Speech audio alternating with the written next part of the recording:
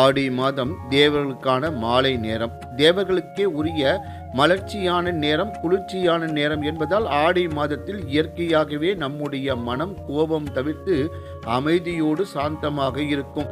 அனைத்து எண்ணங்களும் தவிர்த்து நம்மை நாமே உணர்த்துவதற்கான தெளிவு பெறுவதற்கான மாதமாக ஆடி மாதம் அமைந்திருக்கும். இந்த மாதத்தில் நல்ல விஷயங்கள் நம்முடைய காதில் விழும்போது அதை கிரகித்து கொள்ளக்கூடிய மூளைத்திறன் சக்தியை மனம் ஏற்றுக்கொள்ளும்.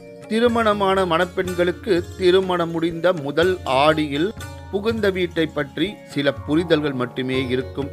அந்த ஆரம்ப நிலையில் தலை ஆடி என்ற முதல் ஆடியில் மணமக்களை தாய் வீட்டிற்கு விருந்துக்கு அழைத்து அவர்களுடைய வசதிக்கு தகுந்தாற்போல மருமகனை உபசரித்து அனுப்பி வைப்பார்கள்.